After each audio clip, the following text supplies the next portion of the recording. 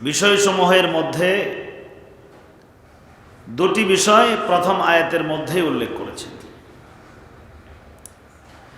রব্বুল আলামিন এই সূরার সূচনাই করেছেন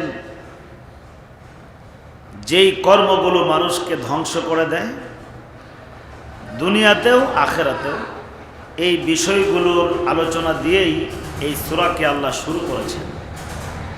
প্রথম শব্দই আল্লাহ উচ্চারণ করেছেন ওয়াইলুন, ধ্বংস।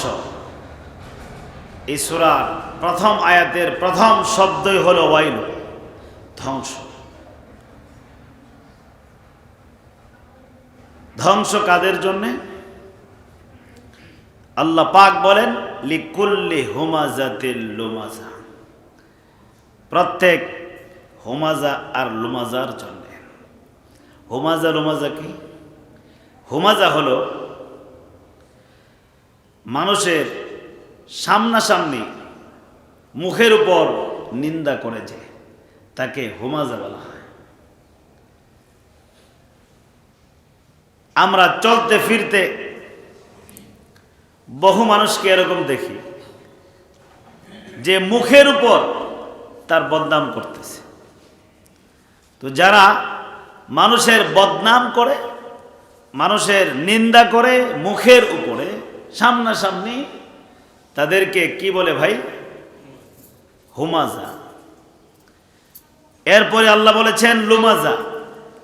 লুমাজা হলো আড়ালে মানুষের নিন্দা যে করে তাকে বলা হয় লুমাজা। এই দুনো প্রকার মানুষ, দুনো শ্রেণীর মানুষের জন্য আল্লাহ তাআলা বলেছেন ধ্বংস। যাদের মধ্যে এই মন্দ গুণটা থাকবে, যে মানুষের দুশ্চর্চা করে বেড়ায়, নিন্দা করে বেড়ায়, সেটা মানুষের সামনে হোক অথবা পেছনে হোক, আড়ালে হোক, দুটোটাই তার ধ্বংস হওয়ার জন্য যথেষ্ট। এজন্য প্রিয় ভাইয়েরা, যদি আমরা ধ্বংসের হাত থেকে বাঁচতে চাই তাহলে আমাদেরকে এই মন্দ স্বভাবগুলো ছাড়তে হবে। আমরা দুনিয়ার এই জীবন চালানোর সময় এই ভুলগুলো ব্যাপকভাবেই করে চলছে। কেউ তো দাপট ক্ষমতা থাকলে প্রকাশ্যেই সামনাসামনি তার নিন্দা করছে, আর যদি তার শক্তি ক্ষমতা সামর্থ্য না থাকে তাহলে তার আড়ালে নিন্দা করছে। এই দুশ্চর্চা, নিন্দা, এটা মানুষকে ধ্বংসের দিকে নিয়ে যায়। এই কাজ থেকে বিরত থাকবো। আল্লাহ পাক আমাদেরকে তৌফিক দান করুন। কোন কোন মুফাসসির উল্লেখ করেছেন ওয়াইলুন মানে হলো জাহান্নামের একটা উপত্যকা, জাহান্নামের একটা ময়দান, ওয়াইলুন। আর এই ময়দানের ব্যাপারে হাদিসের মধ্যে এসেছে, এই ময়দানের মধ্যে এত ভয়ঙ্কর আযাব আল্লাহ রেখেছেন, জাহান্নামের অন্যান্য উপত্যকাগুলো এই উপত্যকার কাছে যেন আল্লাহ না নেন, এই জন্য দৈনিক 100 বার করে আল্লাহর কাছে পানাহ চায়।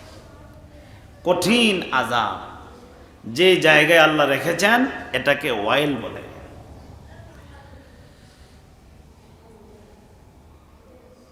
তো এই জন্য যারা নিন্দা করে তাদের স্থান হবে ওই জায়গায়। যে জায়গা থেকে বাঁচার জন্য জাহান্নামের অন্যান্য উপত্যকাগুলো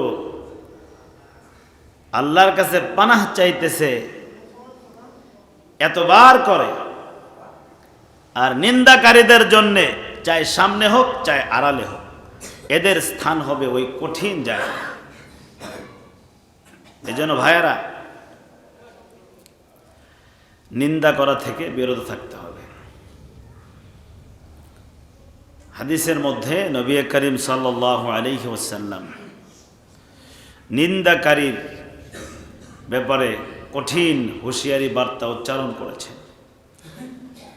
মানুষের নিন্দা করে বেড়ায়, এটাকে গীবত বলা হয়। গীবত, গীবতকারী কঠিন আযাবের মধ্যে গ্রেফতার হবে।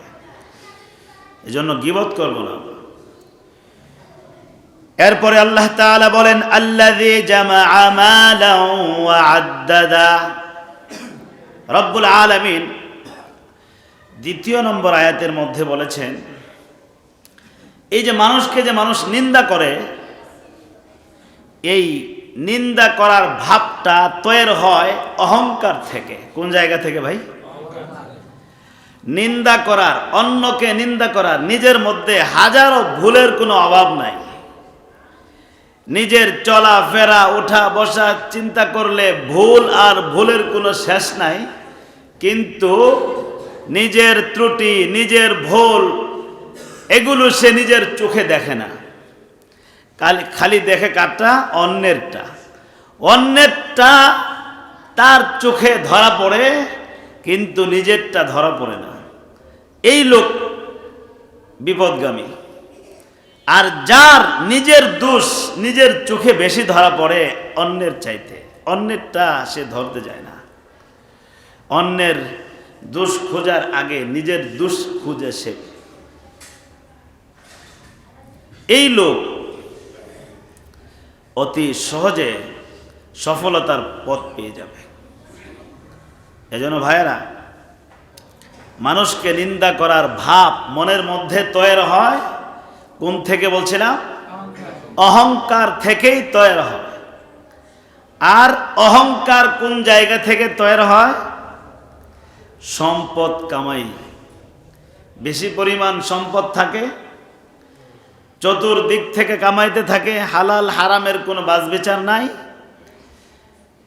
চারদিক থেকে কামাইতে থাকে আর জমাইতে থাকে, আল্লাহর পথে ব্যয় করে না, কৃপণতা করে আর গুনে, খালি গুনে। 1 লাখ টাকা রাখছে, 1000 টাকা আল্লাহর জন্য দিলে খরচ হয়ে যাবে। আরে দেওয়া যাবে না, এই তো টাকাটা ভেঙে গেল। 1 লাখ টাকা মিল আছে বা 50,000 টাকা মিল আছে, এখান থেকে যদি কিছু আল্লাহর জন্য দিয়ে দেয় তাহলে তো ভেঙে যাবে। এই যে একটা হিসাব, আর গুনে সারা দুনিয়ায় খরচ করতেছে লক্ষ লক্ষ টাকা, ওই সময় হিসাব করে না, আল্লাহর জন্যে দিতে গেলেই গোনা শুরু করে দেয়। এই যে চতুর্দিক থেকে অন্ধের মতো সম্পদ সঞ্চয় আর কার্পণ্যতা করা, কৃপণতা করা, বখিলি করা,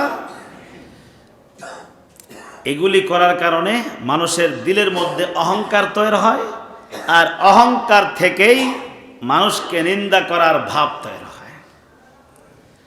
এজন্য আল্লাহ রাব্বুল আলামিন বলেছেন আল্লাযী জামাআ মালান ওয়া আদ্দাদা, যে সম্পদ জমা করে আর বারবার গণনা করতে থাকে। আল্লাহ তাআলার সন্তুষ্টির জন্য আল্লাহ তাআলার রাস্তায় খরচ করে না, বারবার গণনা করতে থাকে। আর সে মনে করতে থাকে যে সম্পদ আমি কামাই করেছি, যে সম্পদ আমি অর্জন করেছি, এটা আমার থেকে কখনোই হাতছাড়া হবে না। এটা তার ধারণা। তার ধারণা হলো এই সম্পদ আমার থেকে কখনো হাতছাড়া হবে না। সে মনে করে তার এই সম্পদ তাকে অমর বানায় ফেলবে, অমর করে রাখবে। সে মনে করে সম্পদ তাকে দীর্ঘস্থায়ী করবে দুনিয়ায়। কিন্তু বাস্তবতা কি এটাই? সম্পদ কি মানুষকে দীর্ঘস্থায়ী বানায়? বানায় না। আল্লাহ তাআলা বলেছেন ইয়াহসাবু আন্না মালাহু আখলাদা, সে মনে করে তার সম্পদ তাকে চিরস্থায়ী বানাবে, দুনিয়ায় অমর করে রাখবে, সে এটা ভাবে। প্রিয় ভাইয়েরা, সম্পদ দুনিয়ার সম্পদ দুনিয়ার মধ্যেই থেকে যাবে, কবর পর্যন্ত এটা যাবে না। কবরে সম্পদ যাবে না, কিছুই দিবে না, শুধু সাদা কাপড় কয়েকটা ছাড়া, সাদা কাপড় ছাড়া কিছুই দিবে না, সব দুনিয়ার মধ্যেই থেকে যাবে, কিছুই যাবে না। যাবে কি? যেই সম্পদ আল্লাহ তাআলার জন্যে আমরা খরচ করব, যেটা আল্লাহর জন্যে দিব সেটাই যাবে। আর যেটা রেখে যাব ওইটার কোনো ভ্যালু নাই। পরবর্তী প্রজন্ম, সন্তান, নাতি পুতি যারা আসবে, তারা যদি ভালো হয়, নেককার হয়, তাও নিজেরাই তো খরচ করি নাই। ছেলে মেয়ে নাতি পুতি এরা আর আমাদের জন্য কতই খরচ করবে, তারা আমাদেরকে আর কতই মনে রাখবে। আমরা তো নিজেকেই নিজেরা মনে রাখতে পারছি না, আমরা তো নিজের চিন্তাই করি না, করতেছি না। আর নাতিপুতি ছেলেরা আর কতই আমাদের কথা চিন্তা করবে। প্রত্যেকেই যদি আমরা আমাদের ব্যক্তিগত জিন্দেগির দিকে তাকাই, যে আমাদের অনেকের দাদা দাদি অনেক আগে মারা গেছে, অনেকের মা বাবা মারা গেছে। দাদার বাবা যে ছিল, পরদাদা পরদাদি মারা গেছে। আচ্ছা বলেন, প্রত্যেকের জায়গা থেকে আমাদের ওই সকল আত্মীয় স্বজনদেরকে আমরা কতই মনে করি। হঠাৎ মাঝে মধ্যে মনে হইলে তখন একটু দোয়া করি, এই তো। আর বেশিরভাগ সময় দুনিয়ার ব্যস্ততায় আমাদেরকে এমনভাবে ঘিরে ফেলেছে, এমনভাবে গ্রাস করে ফেলেছে, এগুলোর চিন্তা করতে করতেই তো আমাদের টাইম পাস হয়ে যায়। তো ওদের কথা আমরা কখন ভাবব? আরে দাদা দাদির কথা তো পরেই রাখি, মা বাবার কথা। দুনিয়ার কর্মব্যস্ততা আমাদেরকে এমন করে ফেলে যে মা বাবার কথাই তো হঠাৎ মনে পড়ে, মা বাবার কথাই তো হঠাৎ মনে পড়ে। কর্মব্যস্ত জীবন, সকাল থেকে রাত, রাত থেকে সকাল চলছে জীবন জিন্দেগি। বিভিন্ন পেরেশানি আমাদেরকে পেরেশান করে তুলছে। তো এর ফাঁকে মা বাবার কথাই তো আমাদের মনে থাকে না। হঠাৎ বিভিন্ন দোয়ার অনুষ্ঠান, দোয়ার আয়োজন, বা যখন নিজেরা একটু দোয়ার মধ্যে ব্যস্ত হয়, তখন তাদের কথা একটু মনে পড়ে। এজন্য প্রিয় ভাইয়েরা, এটা বললাম দিনদারদের হালত, যারা দিনের সঙ্গে মোটামুটি সম্পর্ক আছে। আর যারা দিনের সঙ্গে তেমন কোনো সম্পর্ক নাই, তারা তো মনেই করে না। তারা হয়তো মনে করতে পারে বাৎসরিক একটা দিন, সেটা হলো মৃত্যু দিবস। কোন দিন মারা গেছিলেন ওই দিন হয়তো বা একটু স্মরণ করতে পারে যে এই দিনে আমার বাবা দুনিয়া থেকে বিদায় গ্রহণ করেছিল। এই নিজে নামাজ পড়ুক আর না পড়ুক, নিজে ইবাদত বন্দেগী করুক আর না করুক, এক ওয়াক্ত নামাজ পড়ুক আর না পড়ুক, আল্লাহর কুদরতি পায়ে একটা সেজদা দেখ আর না দেখ, কোনো চিন্তা ফিকির নাই। বাৎসরিক আমার বাবা অমুক তারিখে দুনিয়া থেকে বিদায় গ্রহণ করেছে, এজন্য আজকে একটু মিলাদের আয়োজন। ইমাম সাহেব, মুয়াজ্জিন সাহেব, এরপরে আশেপাশের আরো কিছু গণ্যমান্য ব্যক্তিদেরকে দাওয়াত দাও, কিছু তেহারি আর খিচুড়ি খাওয়াই দাও, একটু দোয়া হলো, বাস শেষ। সবাই চলে আসলো, এরপর থেকে আর মনে নাই। পরবর্তী প্রজন্ম যদি আল্লাহ তাআলার সঙ্গে সম্পর্ককারী আল্লাহর ওলি বানায় রেখে যেতে পারেন, যারা আল্লাহর কুদরতি পায়ে সেজদা দিয়ে চোখের পানি ফেলবে, আপনার জন্য কাঁদবে, চোখের পানি ফেলবে, প্রতি মুহূর্তে কোরআন তিলাওয়াত করবে, দোয়া করবে, তা না হয় একটু আশা করা যায়। আর যদি এর ব্যতিক্রম হয় তাহলে তো পুরোটাই শেষ। এজন্য প্রিয় ভাইয়েরা, নিজে আমরা এখন এই দুনিয়াতে যা করে যাব এটাই আমাদের জন্য আসল। পরের প্রজন্ম থেকে আমরা কতটুকু পাবো সেটার কোনো গ্যারান্টি নাই, কোনো নিশ্চয়তা নাই। যেটার কোনো গ্যারান্টি নাই, কোনো নিশ্চয়তা নাই, ওইটাই নিয়ে আমরা বসে আছি, আর আসলটা একদম বাদ ফেলে রেখেছি। এজন্য প্রিয় ভাইরা, আল্লাহ তাআলা আমাদেরকে যে সম্পদ দান করেন, ওই সম্পদ থেকে একটা অংশ আল্লাহকে খুশি করার জন্যে সব সময় দেওয়ার জন্য প্রস্তুত থাকবো। এটা আল্লাহ পাক নিয়ে খান না, যে আল্লাহর খাওয়ার প্রয়োজন হয় যে আল্লাহ খাবেন। আল্লাহর কি খাওয়ার প্রয়োজন আছে? তো আল্লাহ তো খান না, তাহলে এটা কি করেন? যেটা আমরা দেই এটা কি হয়? এটা আখিরাতের জন্যে আল্লাহ তাআলা জমা করে রাখেন। দেই তো আমরা 10 টাকা, আল্লাহ পাক ডাবল করতে করতে করতে করতে 10 কোটি আরো বেশি হাজার কোটি টাকা দানের নেকি আল্লাহ জমা করে রাখেন। দেই তো 100 টাকা, আল্লাহ পাক এটার নেকি বাড়াইতে বাড়াইতে বাড়াইতে বাড়াইতে বাড়াইতে বিশাল পাহাড় পরিমাণ নেকি জমা করে রাখেন। কেন? আল্লাহ তো বান্দাকে ভালোবাসেন, এজন্য আল্লাহ জমা করে রাখেন।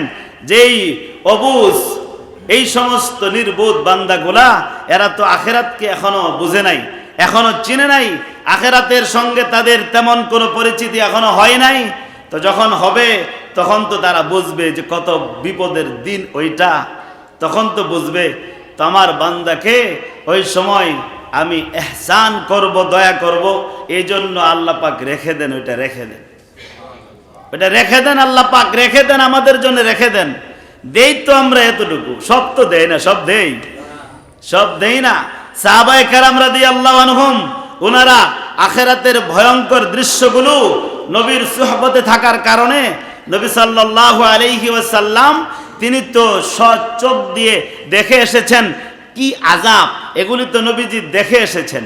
নবীজি আযাব সচক্ষে দেখে এসেছেন, আর নবীজির সুহবতে থাকার কারণে সাহাবায়ে কেরাম রাদিয়াল্লাহু আনহুম, ওনারা মনে হইতো নবীর বর্ণনা শুনে, নবীর মুখ থেকে বক্তব্য শুনে তাদের কাছে মনে হইতো যে জাহান্নাম তারা দেখতেছে, এটা তাদের কাছে মনে হইতো।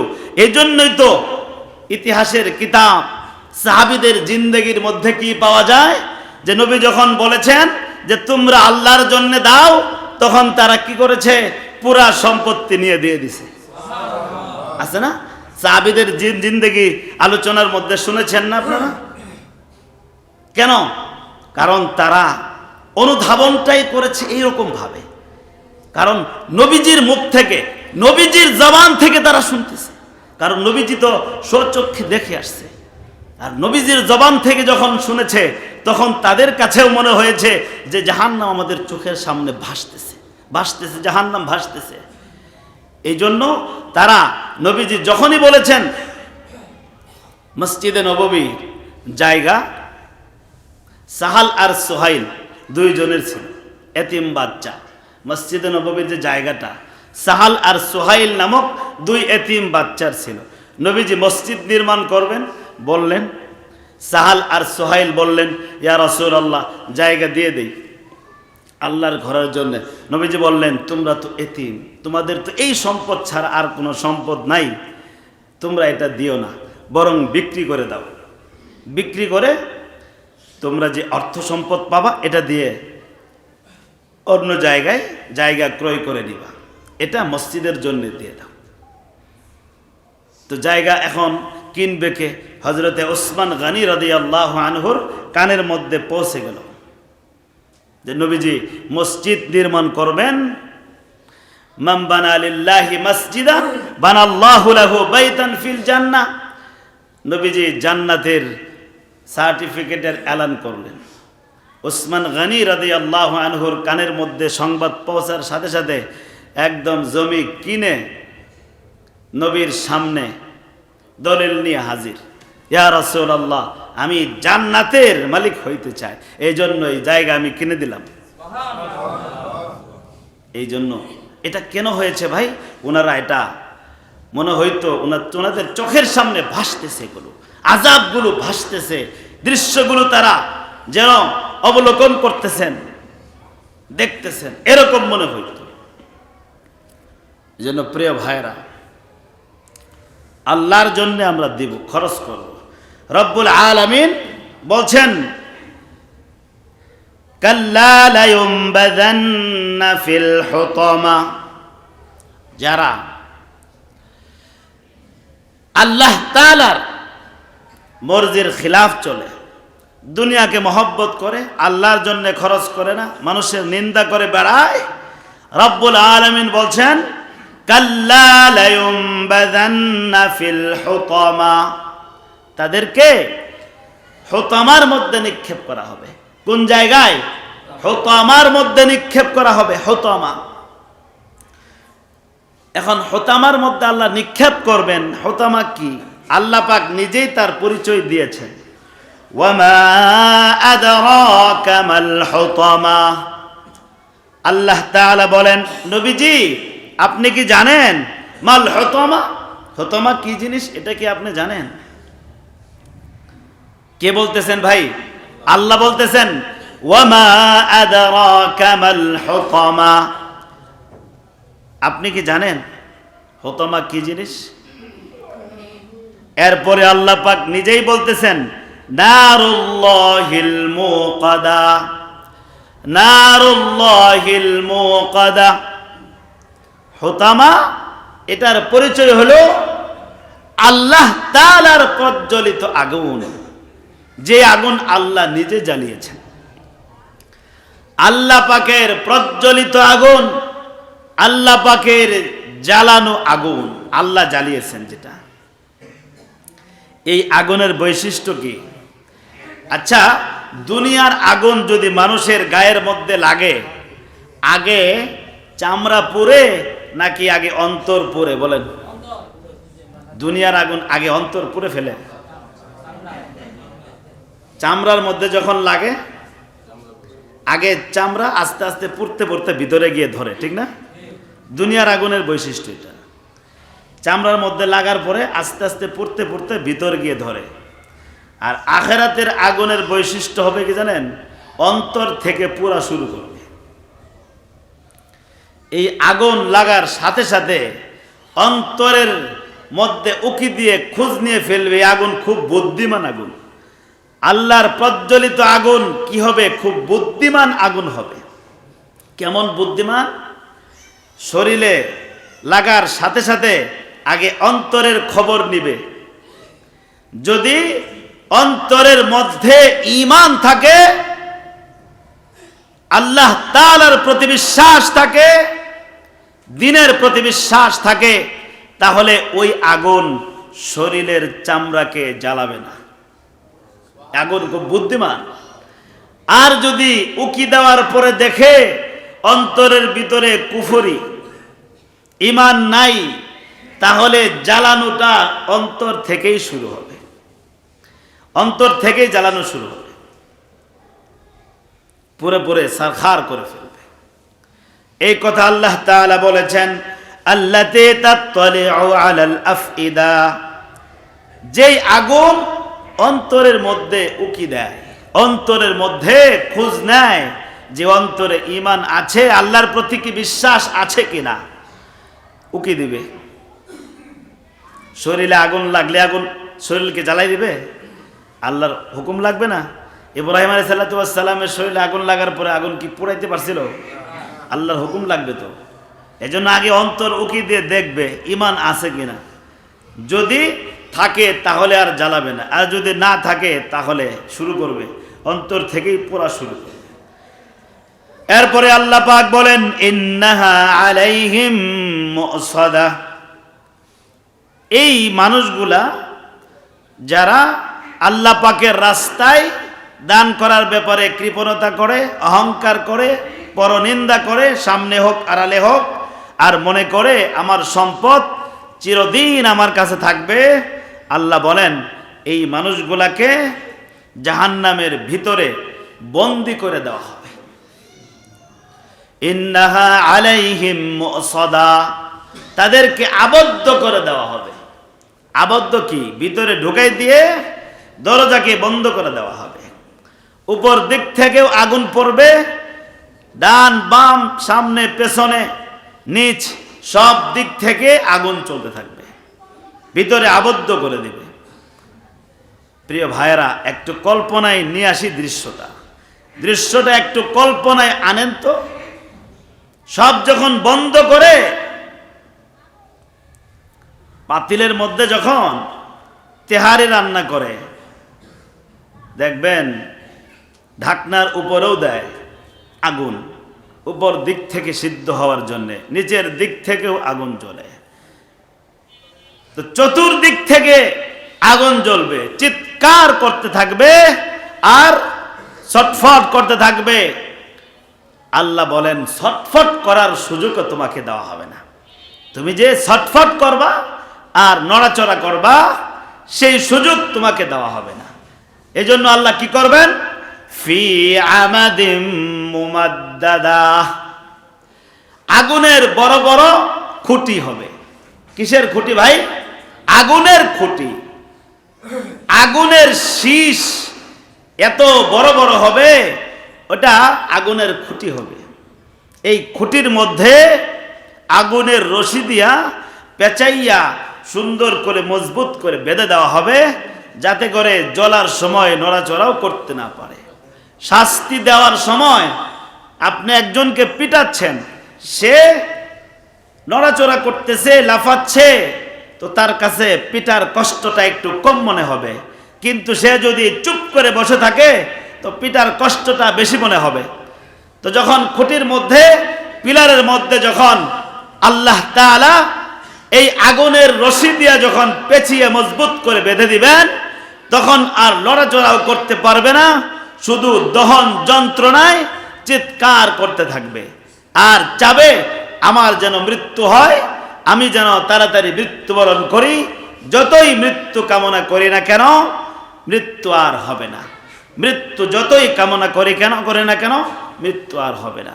এজন্য প্রিয় ভাইয়েরা, সেই আগুন নিভানোর জন্যে নবী সাল্লাল্লাহু আলাইহি ওয়াসাল্লাম দুনিয়াতে থাকা অবস্থায় একটা কথা বলেছেন, উম্মতেরা ওই আগুনটাকে তোমরা নিভিয়ে দিও। আগুনটাকে দুনিয়াতে থাকা অবস্থায় নিভাইতে হবে।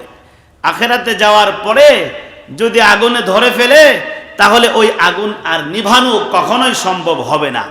দুনিয়াতে থাকা অবস্থায় নবী সাল্লাল্লাহু আলাইহি ওয়াসাল্লাম বলেছেন, ওয়ালাউ বিশিক্কি তামার, এক টুকরা খেজুরের বিনিময়েও যদি হয়, তাহলেও তুমি ওই আগুনটা নিভাই দিও।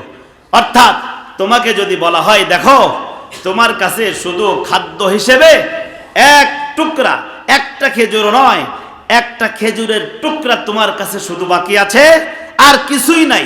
আর অপর দিকে তোমাকে যদি বলা হয় যে তুমি যদি এই অর্ধেক টুকরাটা আল্লাহর জন্য দিয়ে দাও, তাহলে তোমাকে জাহান্নামের আগুনে আর দেওয়া হবে না, এমনটা যদি বলা হয়, আর তোমার যদি সুযোগ থাকে, তাহলে তুমি তোমার সেই খেজুরের টুকরাটা দিয়ে হলেও জাহান্নামের আগুনের এই দহন যন্ত্রণাকে চিরদিনের জন্য নিভাই দিও।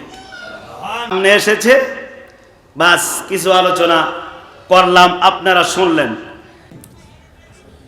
আমরা যে জাহান্নামের কিছু কঠিন দৃশ্যের আলোচনা শুনেছি, আল্লাহ আমাদের সবাইকে জাহান্নামের আগুন থেকে হেফাজত করুন, এবং যেই অন্যায়গুলোর কথা আমরা শুনেছি, আল্লাহ সকল অন্যায় থেকে আমাদেরকে বাঁচার তৌফিক দান করুন, আমিন।